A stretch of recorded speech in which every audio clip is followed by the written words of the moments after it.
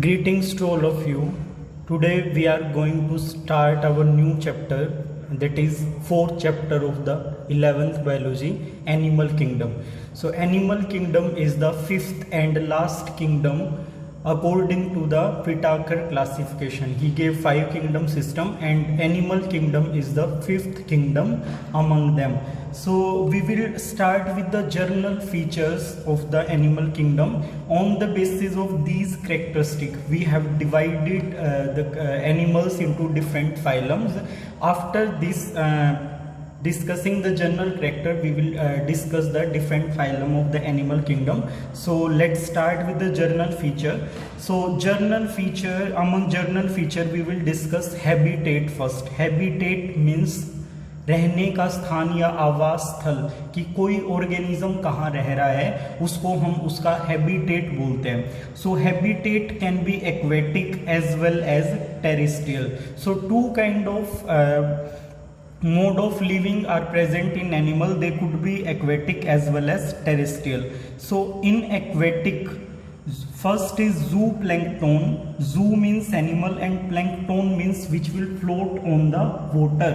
So zooplankton are the animal which will float on the surface of water. कि आपके पास एक water body है इस टाइप से, उसकी सरफेस के ऊपर जो आपको एनिमल्स मिलेंगे उनको जूप्लैंक्टन या फ्लोट करने वाले जो एनिमल्स हैं उनको हम जूप्लैंक्टन कंसिडर करते हैं.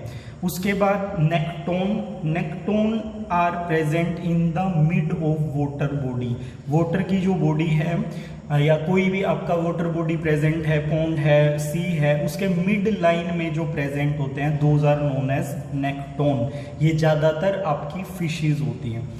बेंथिक या इसका मतलब होता है at the bottom. So organism और animal which are present at the bottom of water body. ये डिफरेंट वाटर प्रेशर होता है, देखने में आपको बहुत छोटी चीज लगेगी, लेकिन जो सरफेस पे रह रहे हैं वो कम वाटर प्रेशर बियर कर सकते हैं. मिड वाले इक्विवेलेंट होते हैं, मतलब थोड़े से मिड में आएंगे वो. और उसके बाद बेनीथ वालों के ऊपर सबसे ज़्यादा प्रेशर क्रिएट होता है क्योंकि सारा का सारा वाटर उनकी बॉडी से ऊपर है. That will create pressure on the that animals which are present on the water bottom, और बिल्कुल नीचे प्रेजेंट होते हैं. Second mode is terrestrial mode. Terrestrial में फर्स्ट जो हैं those are fossorial. Fossorial animal कौन से होते हैं? विच विल बोरोइंग मतलब खुदाई करते रहते हैं किसी मतलब जैसे गड्ढे में गुफा बना के, एक टाइप से गड्ढा बना के उसके अंदर रहते हैं वो. उन ऑर्गेनिज्म को फोजाइल बोलते हैं. तो अर्थवॉर्म और रैबिट इसके एग्जाम्पल है. रैबिट क्या करता है, वो आपका मिट्टी को खोदता रहता है, उसके अंदर सुरंग बना लेता है और उसी के अंदर वो रहता है. In the same way earthworm क्या करते हैं, मिट्टी के अंदर चलते हैं वो, मतलब उसको बोरो करते हुए अपने माउथ के साथ फिर वो मूव करते हैं. Second are cursorial. कर्सोरियल क्या होते हैं, जो बहुत ज़्यादा फास्ट मूवमेंट करते हैं. इसके अंदर हॉर्स और डियर जैसे जो ऑर्गेनिज्म है वो हम यहाँ कंसिडर करेंगे. थर्ड टाइप जो है टेरेस्ट्रियल की, सेंसकोरियल. सेंसकोरियल क्या होते हैं, क्रॉल ऑन द वॉल, जो वॉल के ऊपर रेंगते हैं. जो लिजार्ड लाइक जो एनिमल्स हैं वो आपके इस कैटेगरी के अंदर आएंगे. इसके बाद arboreal. Arboreal will leave on the tree which will leave slightly above the ground. Ground से थोड़ा ही ऊपर रहते हैं. तो ट्रीज वगैरह के ऊपर कौन रहता है, आपके बर्ड्स एंड मंकीज रहते हैं. ठीक है. उसके बाद एरियल, जो काफ़ी टाइम तक एयर के अंदर रह सकते हैं. वैसे तो पॉसिबल नहीं है कि एयर के अंदर हम घर बना के रह लें, लेकिन ऐसा क्या है, बर्ड्स जो हैं वो काफ़ी टाइम तक एरियल मोड में या जो एयर है उसके अंदर वो रह सकते हैं वहाँ पे. ठीक है. So this is first general feature of the animals, habitat. On the basis of habitat they could be aquatic as well as terrestrial. Second characteristic which we are going to discuss is level of organization. Organization का मतलब है कि organism जो आपका बना है वो कौन से ऑर्गेनाइजेशन से बना है. मतलब उसके अंदर एक सिंपल ऑर्गेनाइजेशन, सेल ही उसकी बॉडी है, वो ग्रुप ऑफ सेल से बना हुआ है, या ग्रुप ऑफ सेल टिश्यू में कन्वर्ट हो गया है, डिफरेंट टिश्यू ऑर्गन में कन्वर्ट हो गए हैं, डिफरेंट ऑर्गन्स मिलके ऑर्गन सिस्टम बना रहे हैं. तो ये आपके डिफरेंट लेवल ऑफ ऑर्गेनाइजेशन होते हैं. So first level is cellular level.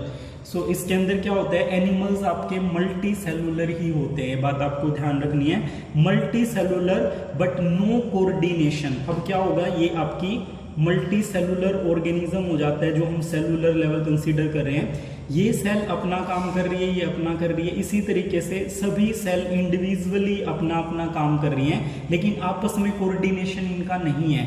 This kind of organization is known as cellular level of organization. Sponges जो फर्स्ट फाइलम है that is of sponges, that is the example of this level. Second level of organization is tissue level, where organisms are again multicellular but there is coordination between the cells। अब क्या होगा, suppose करो ये cell है, इनमें से क्या होगी, कुछ सेल ऐसे यहाँ पे ये एक फंक्शन परफॉर्म कर रही है, ऐसे ही दूसरा ग्रुप ऑफ सेल अपना फंक्शन परफॉर्म कर रहा है। सो आपको पता है कि group of cell is known as tissue which is similar in origin and function, that will be known as tissue.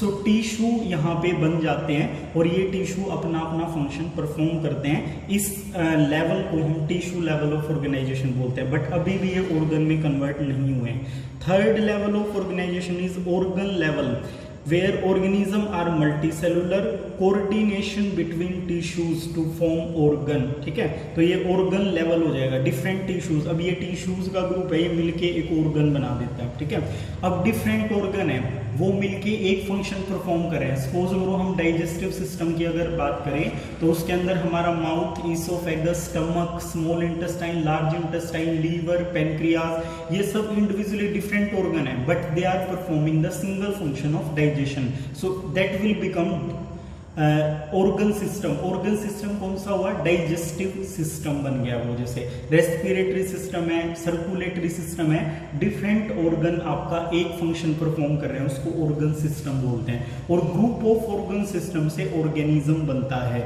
तो इस तरीके से डिफरेंट लेवल्स ऑफ ऑर्गेनाइजेशन इसके अंदर एनिमल्स के अंदर प्रेजेंट होते हैं। थर्ड जो कैरेक्टरिस्टिक है एनिमल किंगडम का, दैट इज बॉडी प्लान। ठीक है, बॉडी प्लान का मतलब अगेन वही है कि इनकी बॉडी के अंदर किस टाइप से, जैसे ये मेनली इसका जो बेसिस लिया गया है वो हमारा डाइजेस्टिव सिस्टम लिया गया है। तो डाइजेस्टिव सिस्टम, जैसे सेलुलर एग्रीगेशन की बात करें तो सेल एग्रीगेट मतलब सेल इकट्ठी हो गए, जैसे यहाँ पे मैंने बताया ये काम कर रहे हैं, तो इनके अंदर कोई कैविटी नहीं है, कोई ये फूड क्या होगा, सिंपली सेल के अंदर जाएगा और वो डाइजेस्ट हो जाएगा। या फिर क्या होगा, सेल डाइजेस्टिव जूस रिलीज करेगी, वो बॉडी से बाहर डाइजेशन होगा, और जो एब्जॉर्बेबल चीजें हैं उनको सेल जो बॉडी है ऑर्गेनिज्म की वो एब्जॉर्ब कर लेगी, सॉरी। तो ये हो जाता है सेल एग्रीगेट वाला। स्पॉन्जेस इसका एग्जाम्पल है। सेकंड है blind sac body plan. Important हैं ये चीजें, आपको ध्यान रखनी है, छोटी छोटी चीजें हैं बट ये आपको एनिमल किंगडम की जो डिफरेंट फाइलम्स हैं उनको समझने में आपकी हेल्प करेंगी। तो ब्लाइंड सैक का मतलब क्या है बेटे, ब्लाइंड सैक का मतलब है, सपोज करो आपके पास ऑर्गेनिज्म है, उनकी बॉडी के अंदर बेटा ये कैविटी है, ऐसे खाली जगह को कैविटी बोलते हैं। तो अब ये कैविटी में क्या हो रहा है, इस कैविटी के अंदर ये माउथ है, सपोज करो ये ओपनिंग है, तो इसके अंदर फूड आएगा, ऑक्सीजन आएगी, उसका डाइजेशन होगा। अब जो फूड अनडाइजेस्टेड बच जाएगा उसको इसी जो ओपनिंग है बाहर निकाल देंगे। So same opening is working as mouth as well as anus.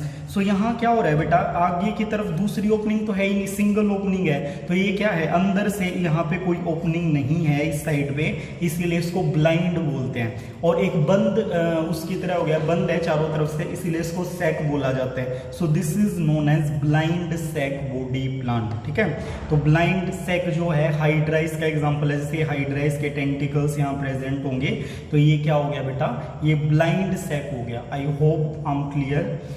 इसके बाद थर्ड पॉइंट जो है बॉडी प्लान का या थर्ड टाइप है, that is tube within tube.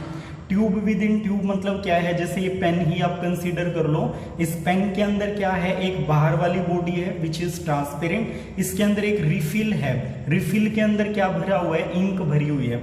तो देखो बेटा, एक बाहर वाली ट्यूब और एक अंदर वाली ट्यूब। इसके अंदर भी ट्यूब है, जब भी उसके अंदर कैविटी है और उस कैविटी के अंदर इंक भरी हुई है। तो ये ऐसा ही प्लान होता है जो मोस्टली आपके हायर ऑर्गेनिज्म है। अब सपोज करो ये हमारी बॉडी है, तो बाहर वाली हमारी बॉडी सरफेस, और हमारी बॉडी के अंदर से क्या जा रहा है, हमारा डाइजेस्टिव ट्रैक, एलिमेंट्री कैनाल। तो ये हमारा माउथ, और इधर क्या होता है ऑर्गेनिज्म का एनस। तो यहाँ क्या हो रहा है, माउथ से लेके एनस तक एक ट्यूब रन कर रही है, और वो ट्यूब एक बड़ी ट्यूब के अंदर एनक्लोज्ड है जो हमारी बॉडी सरफेस है।